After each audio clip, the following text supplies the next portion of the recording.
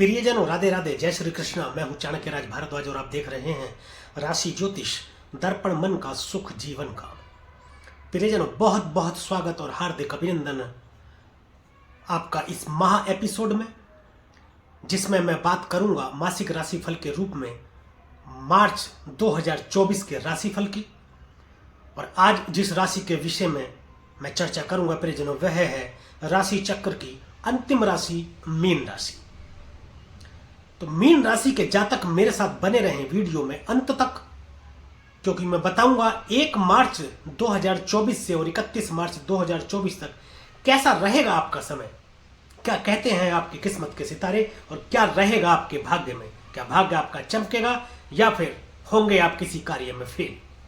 तो इन सभी विषयों पर मैं विस्तार से चर्चा करूंगा और अंत में बताऊंगा कुछ ऐसे उपाय भी जिनके माध्यम से आप ग्रहों की नकारात्मकता को कुछ हद तक सकारात्मकता में परिवर्तित कर सकते हैं और सकारात्मकता को कुछ हद तक बढ़ा भी सकते हैं।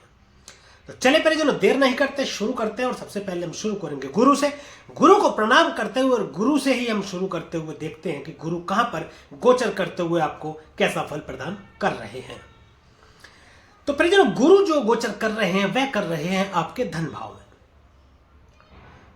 दूसरा भाव में, कुटुंब का भी भाव है, निवेश का भाव है। दूसरे भाव में देवगुरु बृहस्पति गोचर करते हुए सबसे प्रथम तो आपकी वाणी को सॉफ्ट बना देंगे, सौम्य बना देंगे, सुंदर बोलेंगे, अच्छा बोलेंगे, वाणी आपकी अच्छी कर देंगे, जिससे कुटुंब से आपके संबंध मधुर होंगे।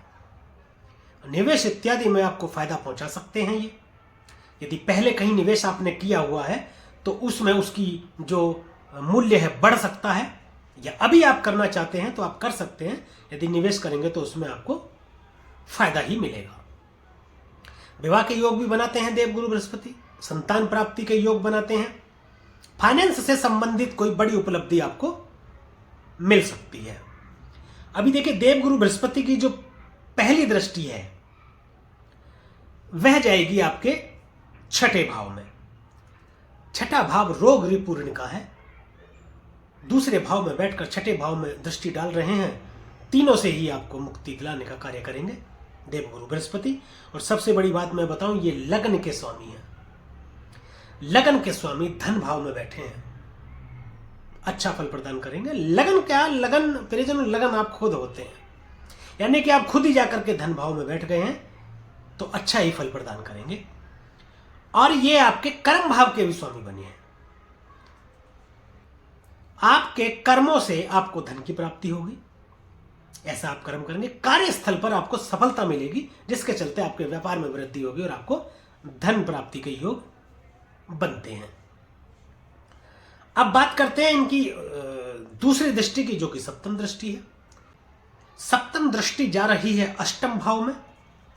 अष्टम भाव अंधेरा, अष्टम भाव गुप्त, आयु का विचार करते हैं, मृत्यु स्थान है, अचानक से घटित हो जाने वाली घटनाओं के लिए जाना जाता है। परिवर्तन का भाव अष्टम भाव है, परंतु यह ऑकल्ट साइंस का भी भाव है। ज्योतिष विज्ञान, गुण रहस्य, गुण विद्या, तंत्र मंत्र सब यहीं से विचार किया जाता है। और देवगुरु बृहस्पति उसके कारक है, तो ज्योतिष की तरफ आपका रुझान हो सकता है। ज्योतिष ये पुस्तक पढ़ने में आपकी रुचि बढ़ सकती है। आप किसी गुरु की तलाश में हो सकते हैं। हो सकता है आप कोई गुरु ऐसा तलाश रहे हो जो आपको इस विज्ञान की या इस ज्ञान की प्राप्ति करा दे, और ऐसा अचानक से आपको मिल भी सकता है कोई गुरु जो आपको एक अच्छा ज्योतिषी बनाने में या एक अच्छा ज्योतिषी बनने में आपकी मदद करे। अष्टम भाव को कहते हैं परिजनों, अष्टम भाव में ऑक्सीजन नहीं है और देवगुरु बृहस्पति खुद में एक ऑक्सीजन है। दृष्टि डालेंगे तो ऑक्सीजन से भरेंगे अष्टम भाव को, परंतु आपको यात्राओं में सावधान रहने की जरूरत है। धार्मिक यात्राएं तो होंगी, परंतु कष्ट भी हो सकता है उनमें। कोई चोट चपेट, एक्सीडेंट की संभावनाएं हो जाती हैं इस दौरान, तो आपको उससे सावधान रहने की जरूरत है। ससुराल पक्ष से आपको थोड़ा तनाव देखने को मिल सकता है, सावधान रहेंगे तो सब अच्छा फल ही प्रदान होगा। नवम दृष्टि जो देवगुरु बृहस्पति की जाएगी प्रियजनों, वह जाएगी आपके कर्म भाव में। कर्म भाव के स्वामी भी बने, इनकी खुद की राशि बनती है। यहां पर आपके पिता से संबंध बहुत अच्छे रहेंगे। आपके पिता से संबंधों में सुधार आपको देखने को मिलेगा। व्यापार में नई ऊंचाइयां देखने को मिलेंगी। विदेशों से व्यापार को जोड़कर अच्छे लाभ प्राप्ति के योग बना रहे हैं। और एक विशेष बात कि देवगुरु बृहस्पति यहां दृष्टि डालकर राजनीति में बहुत बड़े मुकाम की प्राप्ति कराते हुए भी दिख रहे हैं। यदि आप राजनीति में सक्रिय हैं तो इतना बड़े पद की प्राप्ति करा सकते हैं कि मंत्री पद तक की भी प्राप्ति आपको करा सकते हैं। यदि कोई चुनाव इत्यादि आप लड़ रहे हैं या लड़ने का सोच रहे हैं या आप तैयारी कर रहे हैं तो उसमें विजय श्री भी ये दिलाने का कार्य कर सकते हैं देवगुरु बृहस्पति। अब बात करेंगे प्रियजनों शनिदेव की। शनिदेव का गोचर हो रहा है आपके 12वें भाव में। 12वां भाव प्रियजनों व्यय का भाव है, खर्च का भाव है, विदेश का भाव है, सैया सुख यहां से देखते हैं, हॉस्पिटल का भाव भी है, कोर्ट कचहरी जेल मुकदमेबाजी भी 12वें भाव से हम देखते हैं। शनिदेव का यहां पर गोचर करना आपको विदेश यात्रा तो कराएगा ही कराएगा, परंतु विदेश यात्रा के द्वारा आपको लाभान्वित भी करा सकते हैं शनिदेव। वो कैसे? अधिक संभावना है कि जो आपका व्यापार है उसको विदेशों से जोड़ दें। जब आप विदेश यात्रा करेंगे व्यापारिक दृष्टि से या व्यापारिक यात्रा करेंगे विदेशों की तो उससे लाभ होगा आपको। अब देखिए यहां बैठे हैं तो खर्च तो आपका कराएंगे, लेकिन खर्च दो तरीके का होता है। अच्छे कामों के लिए भी खर्च होता है जिससे आपको लाभ की प्राप्ति, और बुरे कामों के लिए भी खर्च होता है।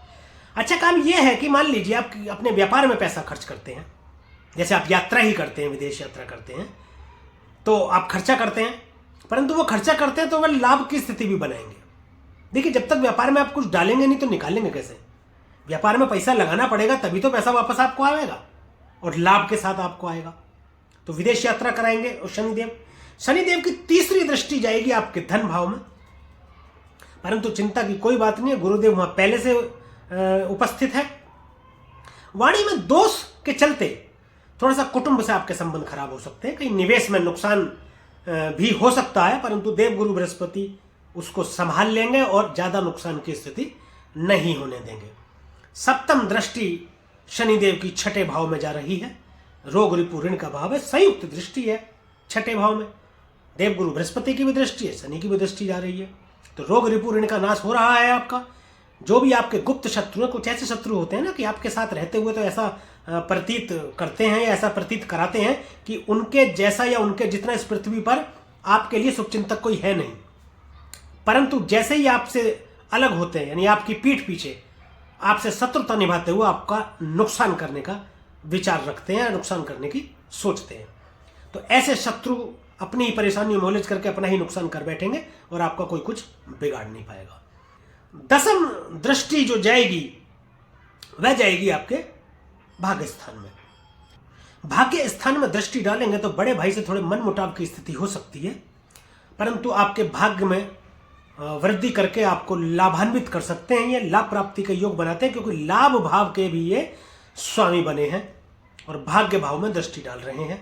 धर्म से थोड़ी सी विमुखता हो सकती है आपको, परंतु देखिए शनि को रुष्ट न करें आप।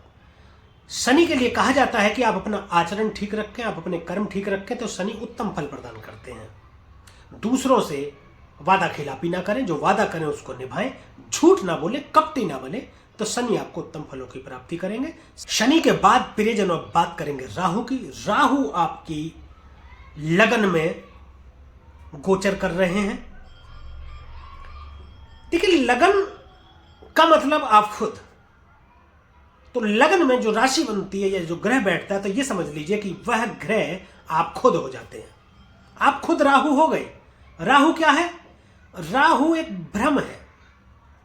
राहु को सब कुछ चाहिए, राहु पाना चाहता है, Rahu out of the box बात करता है, राहु के लिए कोई कानून नहीं है।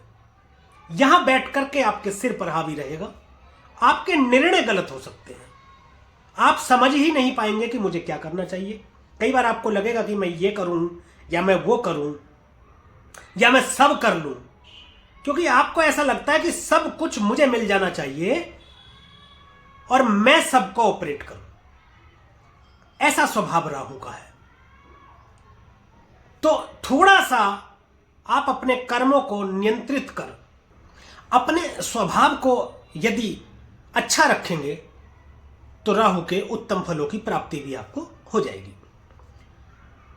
पहली दृष्टि पंचम भाव में डालेंगे। यदि महिला कोई गर्भवती है तो गर्भपात की स्थिति हो सकती है, सावधान रहें। संबंधों में भी थोड़े से शक की स्थिति उत्पन्न कर विच्छेद के कारण बन सकते हैं राहु। परंतु लॉटरी, सट्टा, स्टॉक मार्केट, शेयर मार्केट, इसमें बड़े लाभ की प्राप्ति आपको करा सकते हैं। राहु अचानक से बहुत बड़ा धन देने के लिए भी जाने जाते हैं। राजनीति का भाव है, राजनीति में कोई बहुत बड़े पद की प्राप्ति आपको करा सकते हैं। पंचम भाव और रिलेशनशिप का भी है, प्रेम संबंधों का भाव है। हो सकता है कि किसी से ऐसे प्रेम संबंध आपके हो गए हो जिसके कारण अभी आपको ऐसा लगे कि यार ये मेरा गलत निर्णय था, या किसी से आपके प्रेम संबंध ऐसे हो जाए जो आगे चल करके आपको लगे कि ये मेरा गलत निर्णय था। तो यहां आपको सोच समझ कर रिश्ते बनाने की जरूरत है। राहु सप्तम दृष्टि से आपके सप्तम भाव को देखेंगे। दाम्पत्य का भाव है, व्यापार का भी भाव है, पार्टनरशिप, साझेदारी, मतभेद उत्पन्न कर सकते हैं। शक के चलते आपके पति पत्नी में संबंध खराब हो सकते हैं। दाम्पत्य जीवन में थोड़ा दुख आ सकता है, थोड़ा सावधानी रखने की जरूरत है। उसके अंदर पार्टनर से थोड़े मतभेद हो सकते हैं, व्यापार को लेकर के हो सकते हैं मतभेद, परंतु व्यापार को तो ये इतना बढ़ा देंगे क्योंकि राहु क्या करते हैं, राहु बहुत बड़ा करते हैं। जब भी करते हैं उनको बड़ा ही चाहिए। व्यापार चाहिए तो वो भी बहुत बड़ा चाहिए। विदेश यात्रा आपको कराएंगे, विदेशों से व्यापार को जोड़कर उसमें लाभ की प्राप्ति के योग बनाते हैं आपके सप्तम भाव पर दृष्टि डाल करके। नवम दृष्टि भाग्य स्थान में जाएगी जहां शनि की भी दृष्टि है। शनि और राहु आपस में दोनों मित्र हैं, दोनों की संयुक्त दृष्टि के चलते नवम भाव में दृष्टि डालेंगे राहु, तो राहु भी धर्म से विमुख करने का प्रयास आपको करेंगे। परंतु यदि आप धर्म से विमुख नहीं हुए, धर्म स्थानों पर जाते रहे, वहां माथा टेकते रहे, तो आपके बिगड़े काम भी बनेंगे और राहु भी आपको ज्यादा बुरे फल नहीं दे पाएंगे। देखिए, ज्योतिष संभावना और सावधानी दोनों है। संभावनाएं आपको पता लगती है और सावधानी यदि आप रखते हैं तो ग्रहों की नकारात्मकता से बचा जा सकता है। अब बात परिजनों केतु की, जो कि आपके सप्तम स्थान में मौजूद है। सप्तम भाव दाम्पत्य का भाव। अगेन देखिए, ये क्या है, ये डिटैचमेंट का कारक है। जहां बैठते हैं वहां से आपको डिटैच करते हैं, दूर करते हैं। अब दूर होने का कारण ये बिल्कुल भी नहीं है कि आपके पति और पत्नी में तलाक हो जाए तब आप अलग अलग हो जाए। ऐसा भी हो सकता है कि आप अपने नौकरी के चलते या व्यापार के चलते अपनी पत्नी से दूर चले जाएं कहीं, या आपका स्थानांतरण हो गया हो, या स्थानांतरण आपका हो जाए जिसके चलते आपको दूर जाना पड़े। तो डिटैचमेंट का एक कारण यह भी होता है। अब बात करते हैं परिजनों बाकी ग्रहों की। सबसे पहले बात सूर्य की करेंगे, जो कि आपके 12वें भाव में स्थित है। सूर्य आत्मा का कारक है, परंतु सूर्य प्रकाश भी है। सूर्य आत्मविश्वास है।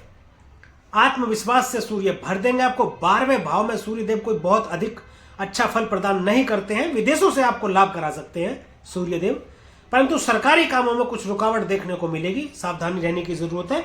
सूर्यदेव चूंकि छठे भाव के स्वामी बनकर के 12वें भाव में बैठे हैं, तो रोग रिपू ऋण से आपको मुक्ति देंगे।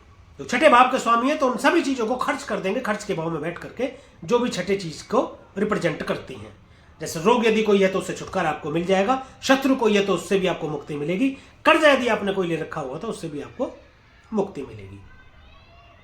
ये 14 मार्च तक यहां पर रहेंगे। 14 मार्च को ये भी आ जाएंगे लगन में। जब लगन में आ जाएंगे तो आपको अधिक सावधान रहने की जरूरत है, क्योंकि सूर्य जब लगन में आ जाएंगे तो राहु पहले से मौजूद है कि राहु ने तो आपको दिमाग पर कब्जा कर ही रखा है। सूर्य की अलग एनर्जी, आत्मविश्वास में वृद्धि, और सूर्य राजा, तो आप सूर्य भी हो जाएंगे। अब राहु सूर्य को ग्रहण लगाता है तो ये राजा जो होगा ये अत्याचारी राजा हो जाएगा, ऐसा आप समझ लीजिए। ये शुभ राजा नहीं रह जाएगा, शुभ राजा हो जाएगा, जो कि गलत कार्य को करने से भी नहीं हिचकता है और अपने किए गए गलत कार्यों में बाकी लोग भी इसका साथ दें, ऐसी भी ये कामना रखता है। अहंकारी बहुत ज्यादा हो जाएंगे, गुस्से की अधिकता हो जाएगी, तो उससे आपको सावधान रहने की जरूरत है 14 मार्च के बाद में। अब बात परिजन बुध की करेंगे। 7 मार्च को बुध लगन में आपके आ जाएंगे। जैसे ही लगन में आएंगे मीन राशि में, ये नीच के हो जाएंगे। बुद्धि, विवेक, कौशल के कारक बुध देवता लगन में यूं तो बहुत शानदार फल प्रदान करते हैं। आपकी बुद्धि को नियंत्रित कर शुभ कार्यों में सफलता देते हैं, शुभ कार्यों में लगा करके उसमें सफलता दिलाने का काम करते हैं बुध। व्यापारिक सफलता देते हैं, परंतु ये नीच के हो जाने के कारण और राहु के भी साथ हो जाने के कारण आपको डॉक्यूमेंट के विषय में, जैसे कोई आपको डॉक्यूमेंट साइन करना है, या कहीं कोई आपको प्रमोशन करना है, डिमोशन करना है, या कहीं सिग्नेचर करने हैं, या चेक्स इत्यादि पर आपको साइन करना है, बहुत अधिक सावधानी बरतने की जरूरत है, अन्यथा आपके सामने कोई कष्ट की स्थिति हो सकती है। तो इसको सावधान रखने की जरूरत है। वाणी पर नियंत्रण रखने की आपको अत्यधिक आवश्यकता है। देखिए, वाणी से ही हम किसी दूसरे को अपना बना लेते हैं और वाणी से ही हम किसी अपने को पराया कर देते हैं, और वाणी से ही व्यापार चलता है जी। व्यापार में लाभ हानि सब वाणी से ही होती है। इतना महत्वपूर्ण हमारे जीवन में वाणी है कि इसके बिना हम कुछ कर ही नहीं सकते हैं। तो सोच समझ करके बोले, जरूरत हो तो बोले, ना जरूरत हो तो ना बोले, लेकिन अच्छा बोलने का प्रयास करें, क्योंकि वाणी में दोष उत्पन्न के चलते आपको कष्ट का सामना करना पड़ सकता है। अब बात करेंगे प्रियजनों शुक्र की। शुक्र 7 मार्च को आपके 12वें भाव में गोचर कर जाएंगे। 12वां भाव सैया सुख का भाव है, विदेश का भाव है। 12वां भाव खर्च का भाव है, हॉस्पिटल, कोर्ट कचहरी, मुकदमा इत्यादि यहां से विचार करते हैं। अष्टम भाव के स्वामी बने। अष्टम भाव परिवर्तन का भाव है, यात्राओं का भाव है। यात्राओं पर आपका खर्च हो सकता है। लंबी दूरी की यात्राएं आपकी बढ़ सकती हैं, उसमें खर्च आपका हो सकता है। विदेश यात्रा आपकी होगी तो विदेश यात्राओं पर भी आपका खर्च हो सकता है। और अब बात कर लेते हैं प्रियजनों मंगल की, जो कि फिलहाल मंगल आपके 11वें स्थान में विराजमान है। 11वां स्थान लाभ स्थान है। प्रॉपर्टी इत्यादि से आपको लाभ हो सकता है। मेडिकल से संबंधित, हॉस्पिटल से संबंधित यदि कोई कार्य आप कर रहे होंगे तो उसमें आपको लाभ की स्थिति बन सकती है। समाज में मान प्रतिष्ठा आपकी बढ़ेगी। बड़े बुजुर्गों का भाव है 11वां भाव, तो उनसे भी आपको ब्लेसिंग्स मिलती रहेंगी। छोटे भाई बहनों के लिए भी आप लाभ का कारण बनेंगे। इच्छा पूर्ति का भाव है। कोई इच्छा पूर्ति यदि आपकी है तो वह भी हो सकती है इस दौरान, क्योंकि ये उच्च के चल रहे हैं मंगल, और 15 मार्च तक यहां पर रहेंगे। 15 मार्च के बाद ये भी 12वें भाव में आ जाएंगे, तो थोड़ी सी चिंताजनक स्थिति होगी, क्योंकि हॉस्पिटल में खर्च हो सकता है आपका। कोई एक्सीडेंट इत्यादि हो सकती है। ऐसा एक्सीडेंट, ऐसी दुर्घटना जिसमें खून बाहर आता हो, खून के कारक है मंगलदेव, उसमें खर्च हो सकता है। विदेश यात्रा तो मंगलदेव भी आपको कराएंगे। छोटे भाई बहनों के लिए भी थोड़ा सा स्थिति बीमार वाली हो सकती है। हो सकता है किसी से लड़ाई झगड़ा इत्यादि में आपके खर्च हो जाए। तो प्रियजनों, ये था मीन राशि वालों के लिए मार्च 2024 का राशिफल। तो प्रियजनों, ये वीडियो यदि आपको अच्छा लगा हो, यदि दी गई जानकारी से आप संतुष्ट हो, तो कृपया वीडियो को लाइक करें, शेयर करें और कमेंट करके हमें जरूर बताएं कि हमारे द्वारा फलित ये राशिफल आप पर कितना प्रभावी रहता है। और हमारे YouTube चैनल को सब्सक्राइब करें तथा बेल आइकन बटन दबाना बिल्कुल भी ना भूलें, ताकि इसी प्रकार की और भी महत्वपूर्ण जानकारियां आप तक समय पर पहुंचती रहें। आज के लिए, अभी के लिए बस इतना ही। मुझे दीजिए आज्ञा। मिलेंगे अगली वीडियो में, एक और विषय पर चर्चा करेंगे। तब तक के लिए परिजनों, राधे राधे, जय श्री कृष्णा। और आप देखते रहिए राशि ज्योतिष दर्पण मन का, सुख जीवन का।